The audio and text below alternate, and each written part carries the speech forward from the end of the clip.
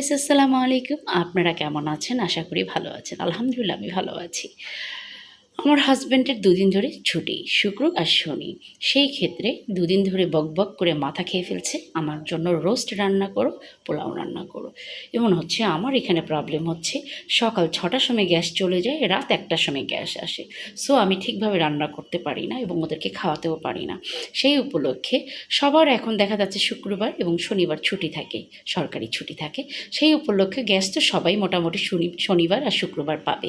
তো সেই উপলক্ষে আজকে আমি রান্না করেছি হচ্ছে আমার হাজব্যান্ডের জন্য পোলাও, রোস্ট এবং ডিম, আলু। এই ডিম আলুটা তার খুব পছন্দ। এভাবে সে ভুনা খাবে না, এইভাবে সে ভাজা খাবে। এই কারণে তার জন্য এভাবে করে রান্না করা। আর মুরগির রোস্ট আমরা ৩ জন, তাই ৩টা রান্না করেছি। আর সত্যি কথা বলতে বাসি খাবারটা একেবারেই ভালো লাগে না। সো আর করেছি হলো সাদা পোলাও। সো আমি তো আমার হাজব্যান্ডকে করে খাওয়াচ্ছি। আপনারা ছুটির দিন কী করছেন? নিশ্চয়ই আপনারা ভাইয়াদেরকে এভাবে রান্না করে খাওয়াবেন। আমি তো রান্না করে খাওয়াচ্ছি। সো ভালো থাকবেন।